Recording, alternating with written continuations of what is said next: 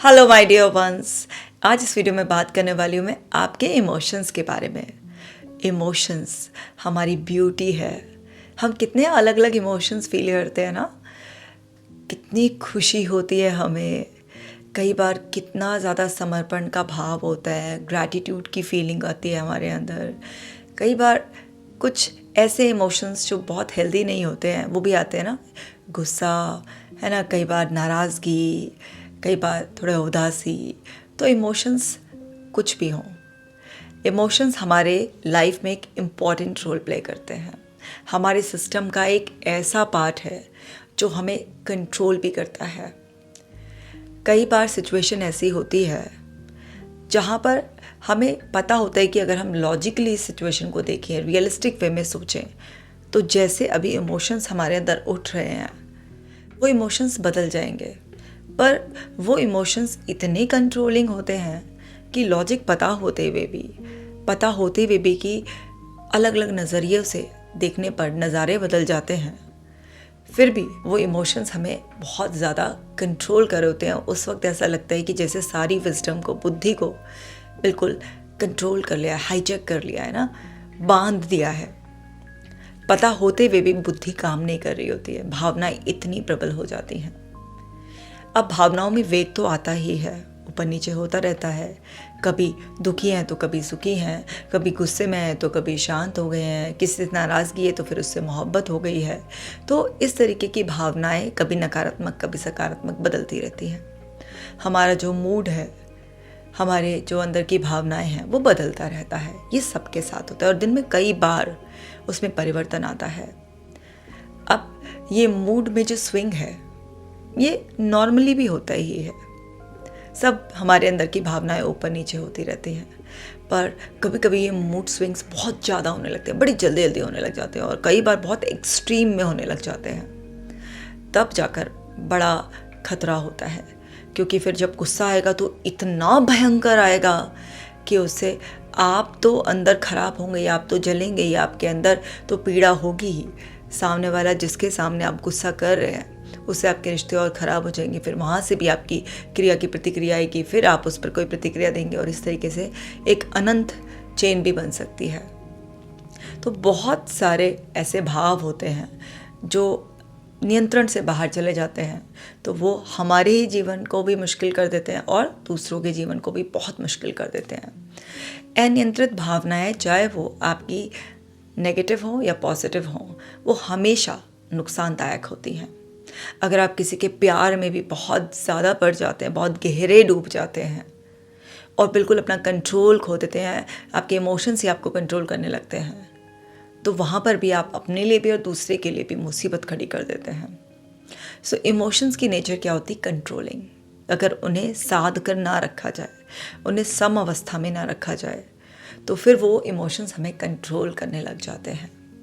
सो ये समझते हुए कि इमोशंस की नेचर कंट्रोलिंग होती है, हमें अपना कंट्रोल अपने पास रखना है। हमें हमेशा एक ऑब्जर्वर की तरह, एक दृष्टा की तरह अपने अंदर हो रही उथल पुथल हलचल को देखते रहना है, समझते रहना है और उससे डिटैच रहना है।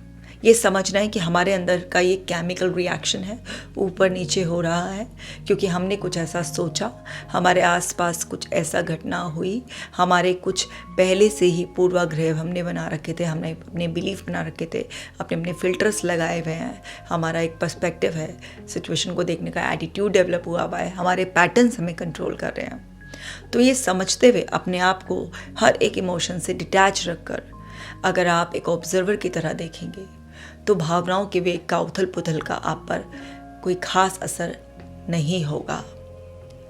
आप मन में जो भी भावनाएं चल रही हैं वो ये जानते हुए कि इसका एक वेग आ रहा है, अभी उफान पर है और ये उफान शांत भी हो जाएगा, आप बिल्कुल अनअफेक्टेड, एकदम रिलैक्स रह सकते हैं। यानी कि कोई भी व्यक्ति, कोई भी वस्तु, कोई भी जगह, कोई भी घटना जो आपको ट्रिगर कर देती थी, अब वो ट्रिगर अनअफेक्टेड रहेंगे आप उन ट्रिगर से। वो ट्रिगर अपनी पावर खो देंगे। पर ये होगा कब? ये होगा जब आप अपने अंदर के इमोशंस को समझेंगे और उनको दबाने की गलती नहीं करेंगे। अब इमोशंस की नेचर है कंट्रोलिंग, कंट्रोल करते हैं। अब कोई भी पर्सन हो जिसको डोमिनेट करने की आदत हो, जिसको कंट्रोल करने की आदत हो, आप उसे दबाने की कोशिश करो, वो क्या करेगा? अपनी पावर्स को मल्टीप्लाई कर देगा। सो आप जब भी भावनाओं को दबाने की कोशिश करते हैं तब वो भावनाएं अनियंत्रित हो जाती हैं, क्योंकि एक लेवल तक तो आप उनको थोड़ा दबा सकते हैं, लेकिन जब आप उनको ज़्यादा दबाते हैं तो आपकी वो दमित भावनाएं जब वेग में आती हैं, वो बिल्कुल कहते हैं ना, एक बांध टूट जाता है, तो फिर उसमें जब बाढ़ आती है तो क्या होता है? तबाही। बिल्कुल भावनाओं के साथ ऐसा ही होता है।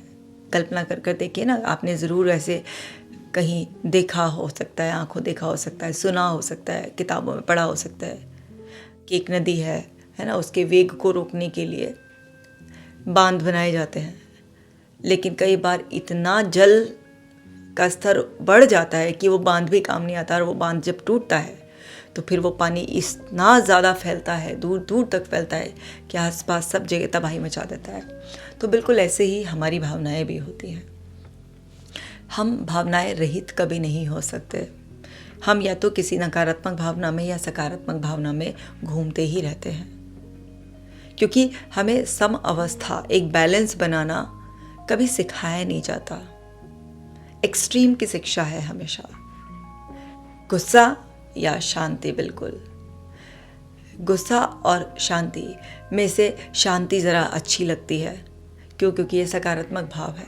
लेकिन एक ऐसा भी रास्ता हमें बनाना आना चाहिए जहाँ पर अगर मन में हलचल भी है, पूरी शांति नहीं भी है, तब भी हम गुस्सा ना हो। एक ऐसी अवस्था, न्यूट्रल, बैलेंस्ड, बीच की अवस्था।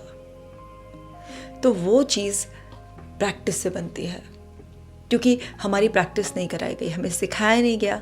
जब सिखाया नहीं तो प्रैक्टिस कैसे करते? तो अब हमें वो सीखना होगा।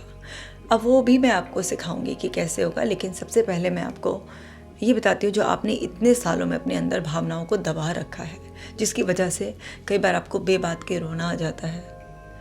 आपके अंदर इतना गुस्सा होता है कि अगर आपको मौका दे दिया जाए तो आपके अंदर से ऐसी ऐसी बातें निकल कर आएंगी उस गुस्से में, इतनी नाराज़गी, इतनी कड़वाहट, इतने अंदर से गालियाँ देने का मन करेगा, आपका रोने का, चीखने का, चिल्लाने का मन करेगा। वो सब क्यों करेगा? क्योंकि वो सारी भावनाओं को आपने कहीं ना कहीं दबाया है। क्योंकि हमारी सामाजिक शिक्षा ही, पारिवारिक शिक्षा ही ऐसी है जहाँ पर हमें दमन की ओर बताते हैं कि आगे बढ़ो, दबाओ अपने अंदर, इच्छाओं को दबाओ, गुस्से को दबाओ, बहुत सारी चीज़ों को दबाने को कहा जाता है। और ये हर घर घर की कहानी है। अब घर में अगर कोई लड़ाई भी हो गई, अरे चुप हो जाओ, कोई बात नहीं, छोड़ो, ध्यान मत दो। ये क्या आप बता रहे हैं? ये बता रहे हैं आप कि दबा लो। जो तुम्हारे साथ कुछ बुरा हो रहा है, कोई तुम्हें कुछ गलत कह रहा है, उसे कहो मत, एक्सप्रेस मत करो, उसे बस दबा लो।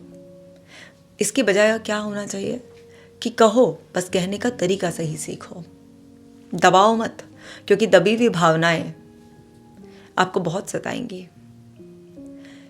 अगर आप सीधे सीधे सबके मुंह पे कुछ भी बोल देंगे तो लोग बुरा मान जाएंगे, बात बढ़ जाएगी, आपकी लड़ाई झगड़े हो जाएंगे, आपके लिए लोगों के साथ तालमेल बिठाना बहुत मुश्किल हो जाएगा। तो डायरेक्ट एक्सप्रेशन भी घातक है और सप्रेशन तो बहुत ही ज़्यादा घातक है। एक्सप्रेशन का वे डिफरेंट होना चाहिए। तो आपको ये समझना है कि एक्सप्रेशन जब आप करते हैं तो आपके अंदर की जो दबी हुई भावनाएं होती हैं वो बाहर निकलती हैं। अब वो आप रो कर रहे हैं, चीख कर रहे हैं, चिल्ला कर रहे हैं, कुछ अपशब्द बोल रहे हैं, गालियां दे रहे हैं, किसी को कुछ भी ऐसे करके अपनी कल्पनाओं में किसी को मार रहे हैं, कूट रहे हैं, कुछ भी करके अगर आप ऐसे एक्सप्रेशन करते हैं तो ये भी एक एक्सप्रेशन का तरीका है। आप कागज़ पर लिख रहे हैं आपके अंदर क्या दबा हुआ है, अपनी भावनाओं को कागज़ पर लिख रहे हैं, ये भी एक तरीके का एक्सप्रेशन है। किसी एक ट्रस्टेड पर्सन के सामने, चाहे वो आपका कोई फ्रेंड हो, फैमिली मेम्बर हो, या फिर कोई भी प्रोफेशनल हो, थेरेपिस्ट, साइकोलॉजिस्ट, तो आप उनके सामने एक्सप्रेस कर रहे हैं, वर्बलाइज कर रहे हैं, करते करते आप एक्सप्रेशन करते करते रो रहे हैं आप, है ना, आपके अंदर की भावनाएं आपकी आंखों से बह रही हैं, वो सब भी एक्सप्रेशन है। तो एक्सप्रेशन के बहुत सारे तरीके हो सकते हैं, पर एक्सप्रेशन बहुत ज़्यादा ज़रूरी है। अब हमें ये समझना है कि हमने इतने सालों में अपने अंदर इतनी सारी भावनाओं को दबा लिया है, और वो दबी हुई भावनाएं बीमारी के रूप में अंदर गांठें पड़ गई हैं शरीर में, कोई बीमारी पैदा हो गई है ना। चाहे वो तनाव की वजह से आपको डायबिटीज़ हो गया हो, और उसी तनाव की वजह से किसी को कैंसर भी हो जाता है, किसी का ब्लड प्रेशर की प्रॉब्लम हो जाती है, किसी को नींद ना आने की प्रॉब्लम हो जाती है, किसी की भूख मर जाती है, किसी के बदन पर खुजली लगती है, उसको अलग अलग तरीके की वो भावनाएं जिन्हें आप मतलब दबाते आए हैं, वो इतना विकार आपके अंदर पैदा कर देंगे आपने कभी सोचा भी नहीं होगा ना। तो आपको ये समझना होगा कि जो भी आप शारीरिक कष्ट भोग रहे हैं, जो मानसिक कष्ट भोग रहे हैं, वो सारा आप अपनी दमित भावनाओं की वजह से भोग रहे हैं। अब बहुत हुआ, आपके अंदर जो भी इमोशंस दबे हुए हैं अब वो आपको कंट्रोल कर रहे हैं। आप अनायास से गुस्सा हो जाते हैं, छोटी छोटी बातों पर आप फट पड़ने को तैयार रहते हैं, बिन बात के आपको रोना आ जाता है, बिस्तर पर लेटकर करवटें बदलते रहते हैं, दिमाग में उल्टे सीधे विचार चलते रहते हैं, मन अतीत की घटनाओं से जुड़ा रहता है, भविष्य के लिए डर पैदा करता रहता है, वर्तमान से आपको बिल्कुल अलग कर देता है, आपको किसी पर विश्वास नहीं होता, आपके अंदर आती है इच्छा कुछ कहने की, आपको पता है कुछ लेकिन आप किसी के सामने कह नहीं पाते, आप खुलकर हंस नहीं पाते, आप कई बार इतने कमज़ोर हो गए हैं कि आप जहाँ रोने की परिस्थिति बन रही है वहाँ रो भी नहीं पाते हैं। अब आपका किसी से मिलने जुलने का मन नहीं करता, आपको जो चीज़ें पसंद थी अब आप वो नहीं करना चाहते, आप कहीं आना जाना लोगों से मिलना नहीं चाहते।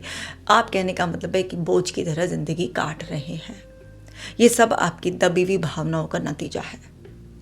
अपने अंदर की वो दबी हुई भावनाओं को निकालिए और एक संकल्प लेना है कि ज़िंदगी मेरी है, जिम्मेदारी मेरी है, मुझे भावनाएं नहीं दबानी हैं। अगर कुछ भी बात हुई जो मुझे अप्रिय लगी, क्योंकि हमको लगता है, क्योंकि हमारे अंदर बहुत सारे विश्वास बने हुए होते हैं, है ना, हमारे बहुत सारे पैटर्न संस्कार हमारे अंदर पड़ चुके होते हैं, ऐसी हमारे अंदर की छाप गहरी हो गई होती है, तो हमें कोई ना कोई बात तो अप्रिय लगेगी, जो हमारे मन मुताबिक नहीं होगी, जो हमारे उसूलों के हिसाब से सही नहीं होगी, वो हमें अप्रिय लगेगी। ये बात सच है कि हर जगह हर वक्त आपकी मनमर्जी नहीं चलेगी, हर व्यक्ति आपकी हाँ में हाँ नहीं मिलाएगा। तो ऐसे बहुत सारे मौके आएंगे जहाँ पर आपको कुछ बुरा लग जाएगा, आपको कुछ गुस्सा आ सकता है, आपके अंदर की कुछ इच्छाओं का आपको दबाना पड़ सकता है। वो होगा, वो तो चलेगा ही, उससे कोई मुक्त नहीं हो सकता। पर सही समय पर हर रोज़ अगर आपने अपने अंदर की दबी हुई भावनाओं को सोने से पहले निकाल लिया तो आपके अंदर कभी भी वो कचरा जमवाड़ा इकट्ठा ही नहीं होगा। किसी से कहाँ सुनी भी होगी, सब कुछ होगा, आपसे खुद की गलतियाँ भी होंगी, आप खुद को भी कोसेंगे, कैसे भी करके आप अपनी भावनाओं को कहीं ना कहीं दबाएंगे। कई बार दिल खोलकर हमारा किसी महफिल में नाचने का भी मन करता है तो हम वहाँ पर भी नहीं नाच पाते, अपनी भावनाओं को दबा लेते हैं। खराब जगह ही नहीं, अच्छी जगह भी हम दबाते हैं। कई बार हम अपनी प्यार की भावनाएं भी व्यक्त नहीं करते हैं, उनको भी दबाते हैं, छुपाते हैं अंदर। तो कुछ भी अगर आप दबा रहे हैं तो दबी हुई चीज़ तो अंदर सड़न पैदा करेगी ही, तकलीफ़ पैदा करेगी, बीमारियां देगी ही देगी। रोज़ एक नियम बना लें कि सोने से पहले अपने आप को खाली करेंगे, क्योंकि भरने से पूर्णतया रोका नहीं जा सकता, असंभव जैसा प्रतीत होता है आज की दुनिया में। तो जब रोका नहीं जा सकता, लेकिन जो भरे हैं उसे खाली किया जा सकता है, क्योंकि आप अपने मालिक हैं, आप अपने आप को खाली कर सकते हैं। तो अब आपका वो जमवाड़ा कुछ महीनों का हो, सालों का हो, या पिछले जन्मों से भी आप इकट्ठा करते लाए हों, या रोज़ का रोज़ इकट्ठा कर रहे हो, उनको बाहर निकालना है। तो अब मैं आपको तरीका बताती हूँ भावनात्मक दमन से मुक्ति का तरीका। एक तरीका होता है कैथार्सिस, यानी कि आपके अंदर जो दमी हुई भावनाएं होती हैं उसको बाहर निकालने का एक प्रोसेस होता है जिसको कहते हैं कैथार्सिस। उसमें क्या होता है, उसमें आप अपने आप को एक ऐसी अवस्था तक लेकर जाते हैं, वो अवस्था आपकी क्योटिक ब्रीथिंग से भी आती है, यानी कि अनइवन ब्रीथिंग, बहुत तेज आप सांस ले रहे हैं, इस तरीके से मुंह बंद कर नाक से सांस छोड़ने पर ज़्यादा फोकस कर रहे हैं ज़ोर से, और सांस छोड़ने पर अगर आप फोकस करेंगे आएगी अपने आप, आने की चिंता ना करें, छोड़ने पर और ज़ोर से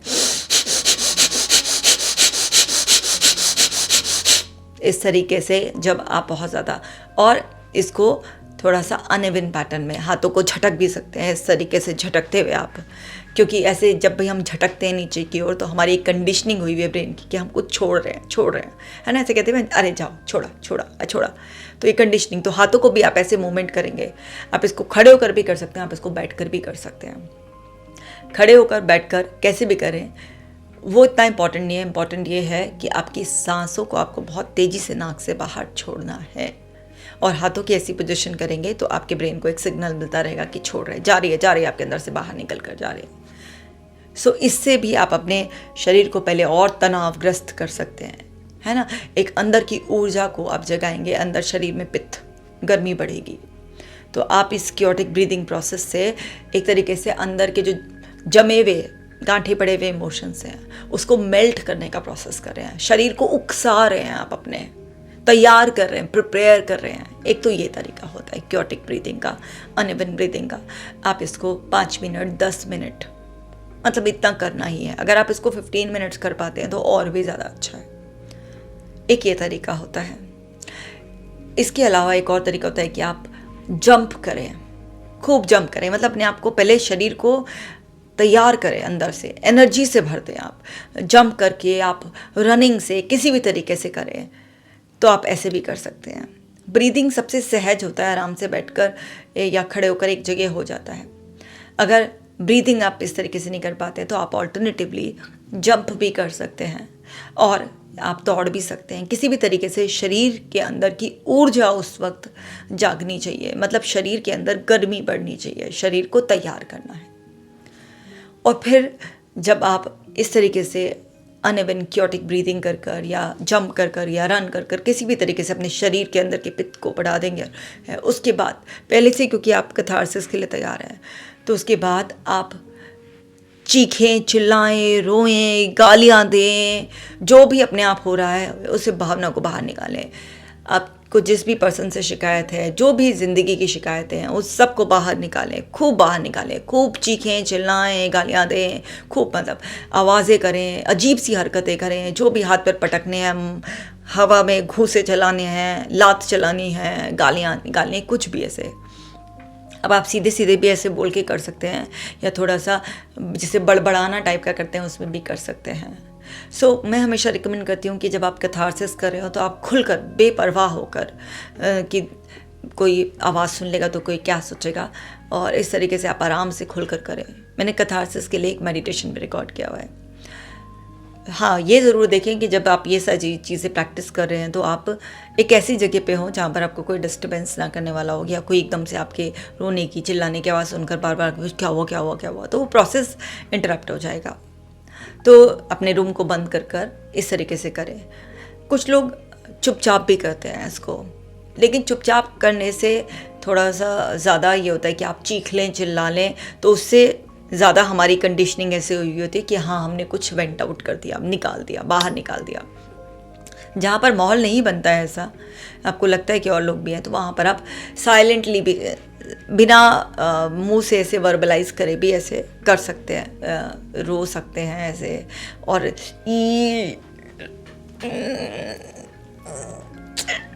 ऐसे करके भी, मतलब बिना मुंह से ज़्यादा निकाले भी ऐसे कर सकते हैं, और मुंह से चीख चिल्ला कर भी कर सकते हैं। तो उस वाले प्रोसेस में क्या होता है कि आपके अंदर की जो दबी हुई भावनाएं हैं, आप कब से किसी को मारना चाह रहे थे, गालियां देना चाह रहे थे, आप चीखना चाह रहे थे, आप कुछ भी ऊल जलूल बकना चाह रहे थे, सब कुछ वो अंदर से जो दबाव है वो निकलेगा। आपने इसे देखा होगा ना, एक फिल्म आई थी जब वी मेट, उसमें शाहिद कपूर और करीना कपूर थे। तो जब करीना कपूर को वो धोखा दे देता है उसका बॉयफ्रेंड, जिसके लिए वो घर छोड़कर जाती है, तो शाहिद कपूर उसको क्या कहते हैं, फ़ोन करो उसको, गालियाँ दो उसे। वो कितनी दबी हुई होती है, वो एक चुलबुली सी लड़की जो बिल्कुल बेफिक्री होती है, वो धोखा मिलने के बाद कैसे शांत हो जाती है। आपने ज़रूर देखा होगा जब वी मेट में, क्योंकि बड़ी फेमस पिक्चर रही थी, तो देखा होगा। नहीं देखा होगा तो ये पार्ट देख लेना, आपको फ़ौरन कनेक्टिविटी फील हो जाएगी। और वो बिल्कुल अपने अंदर की इमोशंस को सप्रेस कर लेती है, घोट लेती है अपने आप को, और वो एकदम बिल्कुल बबली चंचल लड़की एकदम शांत हो जाती है। तो शाहिद कपूर जब उसको मिलता है उस फिल्म में दोबारा, तो वो उससे वो एक कैथारसिस प्रोसेस कराता है, बोलता है कि फ़ोन लगाओ उसको, और जितनी भी गंदी वाली गालियाँ आती ना सारी दे दो उसको। और जैसे ही वो उसको फ़ोन मिलाती है और गालियाँ देना शुरू करती है, एकदम एक्चुअली वो सारा जो उसके अंदर दबी हुई भावनाएं थी वो रिलीज़ हो जाती हैं, रिलीव्ड हो जाती है। दोबारा से हंसना बोलना, फिर वो अपने उसी हंसमुख अंदाज में धीरे धीरे लौट जाती है। तो हम सबको कहीं ना कहीं कैथारसिस की ज़रूरत होती है, दबी हुई भावनाएं होती हैं। तो इस तरीके से जो पहली दबी हुई भावनाएं हैं, आप उसको इस तरीके से निकालें। आप 5 मिनट, 10 मिनट, 15 मिनट एक लिमिट सेट करके, क्योंकि अगर कोई टाइम लिमिट सेट नहीं करेंगे ना तो भी सही नहीं है। एक बार में ज़रूरी नहीं है कि आपका सारा का सारा निकल जाए, लेकिन एक टाइम लिमिट सेट करके 10 से 15 मिनट बहुत मोर देन सफिशिएंट होता है। उसमें आप अपना दबी हुई भावनाओं को निकालें और दृष्टा बने कि जो आज मेरे अंदर से बवाल निकल गया वो निकल गया। होश में रहना, अवेयर रहना बहुत इंपॉर्टेंट है, क्योंकि आज आप रोए, चीखे, चिल्लाए, गालियाँ दे और कुछ, और आप इसके प्रति अवेयर ही नहीं है, आप बेहोश हो गए, तो क्या होगा? आपको समझ ही नहीं आएगा कि ये तो मेरे अंदर से निकल के जा चुका। आपके अंदर का एक रूप हमेशा जागृत रहना चाहिए, अवेयर रहना चाहिए, दृष्टा रहना चाहिए कि बवाल निकल कर चला गया, ख़त्म हो गया। और फिर आप महसूस करेंगे 10-15 मिनट की कैथारसिस के बाद आप इतना रिलीव्ड हो गए, बिल्कुल रिलैक्स, एकदम रिलैक्स, एकदम रिलीव्ड, बहुत ही ज़्यादा अच्छा महसूस करेंगे। ऐसा लगेगा जैसे अंदर से किसी ने आपकी छाती पे 100 किलो वज़न रख रखा था और वो निकाल कर किसी ने आज वो पत्थर सा हटा दिया है। ऐसे आप बहुत रिलीफ महसूस करेंगे। फिर इसके बाद जब आप कैथारसिस कर लें, 10-15 मिनट बहुत हल्के हो जाए, तो इसके बाद आप 2-3 ऑप्शंस होते हैं, जो आपको सही लगे वो करें। एक ऑप्शन ये भी होता है कि आप उस टाइम पर अपने अंदर की जो एनर्जी आपने रिलीज़ करी है और अब आपके अंदर का स्टोर हाउस है, जो आपका सेक्स सेंटर होता है, निवल, तो वहाँ से आप एनर्जी को ऊपर उठाएं। आपको पता है हमारी निवल से ऊपर क्राउन चक्र की एनर्जी उठाने के लिए, तो इसके लिए आप जंप भी कर सकते हैं। हाथों को इस तरीके से ऊपर रख के आप जंप भी कर सकते हैं। जैसे एक ओशो का दिया हुआ डायनेमिक मेडिटेशन है, उसमें वो हु का मंत्र करते हैं और हाथ ऊपर करके जंप भी करते हैं। सो जो डायनेमिक मेडिटेशन है वो भी एक कैथारसिस आपके निकालने वाला एंड देन फिर आपकी एनर्जी को गेन करके शांति देने वाला मेडिटेशन है। और कैथारसिस तो साइकोलॉजिकल प्रैक्टिस में बहुत पहले से ही चलता आ रहा है कि आप अंदर की दमित भावनाओं को निकालो, हल्के हो। तो आप वो भी कर सकते हैं, जंप करके, हाथों को ऊपर करके। अगर आपको वो नहीं करना है क्योंकि आप ऑलरेडी आपकी एनर्जी बहुत ड्रेन हो गई है और आपसे नहीं हो रहा है, तो आप उस टाइम पर एनर्जी को ऊपर उठाने के लिए सिर्फ आप खड़े होकर या फिर आप बैठकर इस तरीके से कल्पना भी कर सकते हैं कि आपकी नाभि के पास एक ऊर्जा है, ऊर्जा की एक ज्योति है।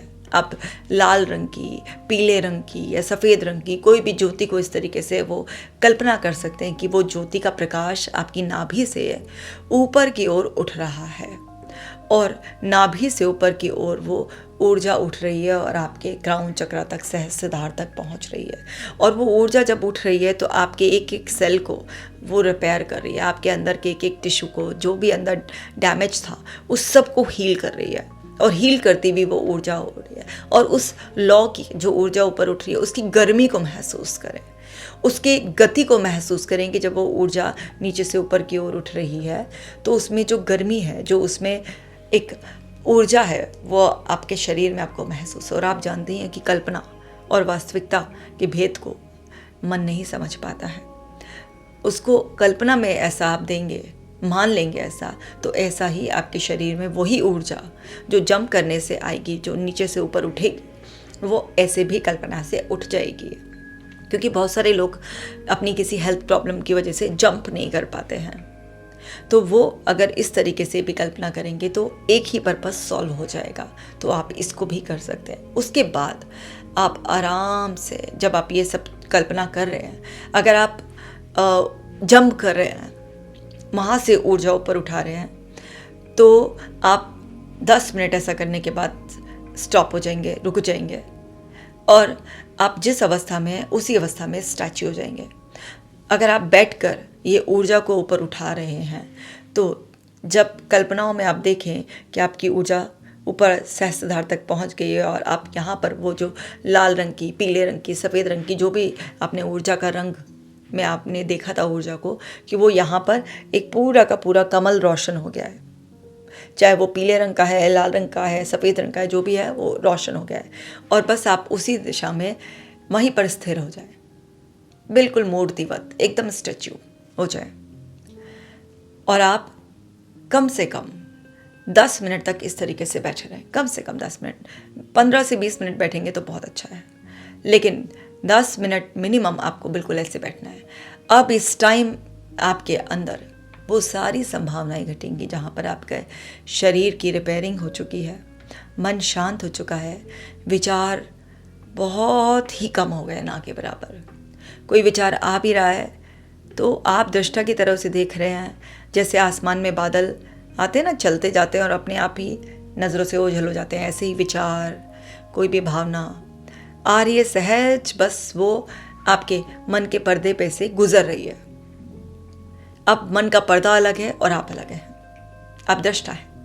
जैसे हम सिनेमा हॉल में पिक्चर देखने जाते हैं तो हम क्या है, एक दृष्टा के रोल में होते हैं, बस कि देख रहे हैं, हम एक वॉचर हैं हम। तो हम यहाँ पर उसको अपने अंदर की जो एक मनोवैज्ञानिक स्तर की प्रक्रिया है उसको देख रहे हैं। असीम शांति का अनुभव होगा, रियल एक मेडिटेटिव एक्सपीरियंस होगा। आप इसको करें, और जब आप 10 मिनट कम से कम ऐसे बैठेंगे, उस 10 मिनट में आपको एक बहुत ही अलग सुखद अनुभूति होगी। आप नेचुरली ही बैठे बैठे ही ग्रैटिट्यूड की फीलिंग से भरना शुरू हो जाएंगे, और जब आप ग्रैटिट्यूड की फीलिंग से इस तरीके से भर जाएंगे तो स्वभावतः ही अपने आप ही आप खुशी से झूमना चाहेंगे। और फिर उसके बाद आप क्या करें, कोई भी सॉफ्ट म्यूज़िक लगाकर आप झूमें। अगर सॉफ्ट म्यूज़िक नहीं, आपका दिल और ज़्यादा खुशी से झूमना चाहता है, तो कोई भी ऐसा फास्ट म्यूज़िक लगाकर तबीयत से डांस करें। 10 मिनट बहुत ही ज़्यादा डांस करें, उछलें कूदें, छोटे बच्चों की तरह हाथ पर कैसे भी नाचे, खूब नाचे, खूब नाचे। आप ग्रैटिट्यूड में भी बहुत ही प्यार से झूम सकते हैं, या आप खूब अच्छी तरीके से नाच सकते हैं, बहुत अच्छी तरीके से नाचें, खूब बढ़िया तरीके से नाचें। आपके अंदर जो सालों का बवाल था वो सब कुछ ही दिनों में बाहर निकल जाएगा। अगर आपने इस पूरे प्रोसेस को लगातार 21 दिन नियम से कर लिया तो आप 21 दिनों में तरोताज़ा हो जाएंगे। बस ये ध्यान रहे कि जितना पहले दिन छोड़ दिया है वो गया, अब उससे आगे की सफाई करनी। जैसे घर होता है ना, हमने आज एक कोना साफ कर लिया, अब हर दिन उस कोने से शुरू नहीं करेंगे, फिर अब अगला कोना लेंगे, फिर अगला कोना लेंगे, सफाई होती जा रही है। तो ये ज़रूर ध्यान रहे। तो इस तरीके से आप ये पूरा प्रोसेस कर सकते हैं। कैथारसिस के लिए ये सब है। अब आप कह रहे हैं कि आज के बिजी शेड्यूल में भाई इतना समय नहीं है हम पे कि इतना लंबा प्रोसेस करें, 1 घंटा इसमें लगाएं, तो आप डायरेक्ट कैथारसिस भी कर सकते हैं। मैंने मेडिटेशन भी रिकॉर्ड किया हुआ है इसके लिए। तो उस कैथारसिस में क्या करें, आप सिर्फ अपने आप को तैयार करें कि आज मुझे अपने अंदर के बवाल को निकालना है, बिल्कुल निकालना है। अपने आप को एकांत कर लें और सिर्फ वो जो सारा बवाल आपके सामने है, क्योंकि आपको पता रहता है कि कहीं ना कहीं कि क्या आपके अंदर भरा हुआ है, उसको ऐसे इमेजिन करें कि सामने टीवी पर कैसेट चला दिया आज आपके मन की सारी किसी ने, और उसे देख रहे हैं। आज आपके अंदर गुस्सा भर रहा है, आपके अंदर वो सब चीज़ें हैं, और आज आप हिम्मत से भर गए और आप निकालने के लिए गए। तो जिस पे भी किसी दूसरे पे गुस्सा है तो उससे खूब गालियाँ दें, खूब निकालें, खूब। मतलब वो जो एक कैथारसिस का प्रोसेस है, डायरेक्ट इस तरीके से इमेजिनेशन से ट्रिगर करते हैं। मतलब क्योटिक ब्रीदिंग नहीं कर सकते हैं आप, जंप करके रन करके अपने आप को तैयार नहीं कर सकते हैं। तो सामने ऐसे कि जैसे पर्दे पर वो सब दोबारा से चल रहा है और अब देख कर आप भर गए हैं उससे और अब निकालने के लिए तैयार हैं। तो ये एक शॉर्टकट होता है कैथारसिस का। कैथारसिस हम हिप्नोथेरेपी से भी कराते हैं, जिसमें कि हम हिप्नोटाइज करके पहले आपको फिर कमांड देते हैं कि आज आपको खुलकर वेंट आउट करना, उकसाते हैं, उसमें थोड़ा सा कमांड से उकसाते हैं। और फिर जब आप तैयार हो जाते हैं तो हिप्नोटिक स्टेट में वो अंदर की सारी परतें खुलने लगती हैं और आप खूब लोग रोते हैं, चीखते हैं, चिल्लाते हैं, गालियाँ देते हैं, मारते हैं, सब कैथारसिस कराते हैं। तो वो भी बहुत इफेक्टिव होता है। लेकिन हिप्नोथेरेपी के लिए आपको एक मेंटोर चाहिए होता है, एक थेरेपिस्टिक पर्सन।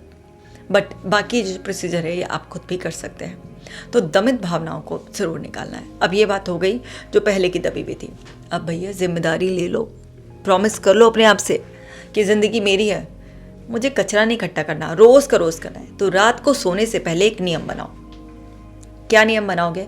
रात को सोने से आधा घंटा पहले, जब हर चीज़ से बिल्कुल डिस्कनेक्ट हो गए हो, तो आप आराम से अपने बेड पर बैठें। अगर आपके साथ आपका पार्टनर है या कोई और भी पर्सन है तो आप इसको अपने बेड पर बैठ कर ना करें। आप इसको एक सेपरेट घर के किसी ऐसे कोने में, और इन्फॉर्म कर दें लोगों को कि ये मेरा 10 मिनट का एक मेडिटेशन प्रोसेस है और डू नॉट डिस्टर्ब जोन में मुझे जाना है। इन्फॉर्म कर दें। जब इन्फॉर्म कर देंगे तो कोई परेशान नहीं करेगा।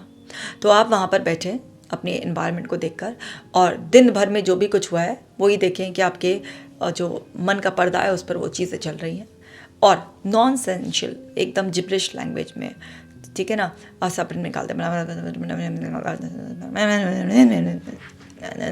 कुछ भी ऐसे करके, मतलब बड़बड़ाते हुए, ऐसे किसी को समझ में ना आए कि क्या हो रहा है, निकाल दे उसको। और हाथ पैर चलाते हुए कुछ भी है, रोना है तो रो लें। ज़रूरी नहीं है कि आप चीख कर ही रोएंगे, वो तो तब होता है जब आपने बहुत टाइम से भर रखा है। लेकिन अगर रोज का कुछ है तो आपकी आंखों से आंसू आ रहे हैं, बहने दे, थोड़ी सी आवाज़ भी हो रही है, होने दे, हिचकिचाए ना उसे। और नॉन सेंशियल लैंग्वेज में कुछ भी, हाथ पैर चलाने हैं, कुछ भी करना है, मन पटकना है, कुछ भी करना है, वो आप निकालें, कुछ भी ऐसे। तो ये सब क्या है कि रोज़ का कथारसिस रोज करना है। और जब बवाल निकाल दिया तो फिर उसके बाद अंत में एक चीज़ बोलनी है कि मैंने आज अपने आप को खुद को सताया, मैं अपने आप को खुद को सताने के लिए माफ़ करती हूँ। और जिससे भी मुझे शिकायत थी, जो भी परिस्थितियाँ मेरे विपरीत थी, जो भी लोगों ने मुझे आज दुख दिया, मैंने अपने अंदर का सारा बवाल निकाल दिया है और मैंने उन्हें माफ़ कर दिया है। ये अगर आप इसमें ऐड कर देंगे, डेली पहले वेंट आउट करना है एंड देन उसके बाद ये ऐड कर देंगे, और फिर 11 डीप ब्रेथ्स लेंगे इन, फिर एक्सेल करेंगे, और उसके बाद हाथ जोड़कर ग्रैटिट्यूड से कि अब मैं बिल्कुल मुक्त हूँ, मैं एक मुक्त, एक शांत आत्मा हूँ। ये छोटा सा बस ये कहकर आप जो है ना ईश्वर को धन्यवाद देंगे, और हंसते मुस्कुराते फिर अपने बिस्तर पर सोने चले जाइए। आपको बहुत ही सुकून की गहरी नींद आएगी और आप अगले दिन हंसते मुस्कुराते तरोताज़ा उठेंगे। आपकी सारी बीमारियां ठीक होने लग जाएंगी। कोई बीमारी आपको छू भी नहीं पाएगी आगे से। ये डेली का आप करिए, छोटा सा मैंने बता दिया आपको प्रोसेस, सब करिए ये। अपने अंदर भावनाओं को मत दबाइए। अच्छी खुशी की जो भावनाएं हैं, खुलकर नाचने का दिल करे नाचिए, किसी की तारीफ़ करने का दिल करे करिए, अपनी छोटी छोटी ख्वाहिशें पूरी करने का दिल करे करिए। ये मनुष्य जीवन बड़ा ही अनमोल है, एक ही जीवन है, इसे खुलकर संपूर्णता से जिए। किसी की शर्म ना करें। शर्म उस कृत्य में होनी चाहिए जब हमारी वजह से परमात्मा के किसी दूसरे रूप को तकलीफ हो, वो कृत्य शर्मनाक है। पर अगर हमारी खुशी से, हमारे किसी तरीके के एक्सप्रेशन से, एंजॉयमेंट से किसी को कोई तकलीफ नहीं हो रही है, उसमें कोई शर्म की बात नहीं है। हम सब यूनिक हैं, परमात्मा की बनाई हुई जीती जागती खूबसूरत मूर्त है। हमें प्यार का, सम्मान से जीने का, खुश होने का अधिकार है, और ऐसा अधिकार सबके पास है। तो किसी को सताए ना। कोई आपको सताने की कोशिश कर रहा है तो वो परमात्मा की बनाई हुई बिगड़ैल संतान है। उसे अटकने, मुँह मारने की बजाय आप उससे दूरी बना लें कि जब तक परमात्मा उसे सद्बुद्धि ना दे दे, मेरी दूरी है इससे। और जो भी वो आपके ऊपर गंद डाले उसे साफ कर दें और अपना जीवन खुशियों से भरे रखें। सारे सकारात्मक भावों को जिए, नकारात्मक भावों को रोज का रोज निकालें। रोज नहाते हैं ना आप, तन की सफाई करते हैं ना, तो कैथारसिस करके रोज मन की सफाई भी करनी है। दमित भावनाओं को बाहर निकाल कर तो देखो, जिंदगी आनंद से भर जाएगी, खुश रहोगे बहुत ज़्यादा। मेरे प्यारो, मेरे दुलारो, बहुत ही प्यारे हो आप। आपके अंदर परमात्मा है, मेरे अंदर परमात्मा है, हम सब के भीतर परमात्मा है। आप सदा खुश रहो और इसको प्रैक्टिस करो, और सबके साथ भी इसको शेयर करना, ताकि सभी परमात्मा का परम आनंद लेते हुए जिए। आज लोग बहुत परेशान हैं क्योंकि भीतर के परमात्मा को पहचानने की बजाय सता रहे हैं खुद को। तो इस वीडियो को सबके साथ शेयर करो। केजे टॉक्स पर नए हो तो इसे सब्सक्राइब भी कर लो, और कमेंट कर कर अपना प्यार ज़रूर दीजिएगा। और हाँ, कमेंट सेक्शन में मुझे बताइएगा कि आपने कैथारसिस जब ये पूरा किया तो कौन से वाले स्टेप्स फॉलो किए। पूरा अपने सारे स्टेप्स लिखना उसमें, और कैसा महसूस कर रहे हो वो भी अनुभव ज़रूर शेयर करना। मुझे पढ़कर बहुत खुशी होगी कि आपके जीवन में बदलाव आ रहा है। अपना खास ख्याल रखना। मिलती हूँ नेक्स्ट वीडियो में।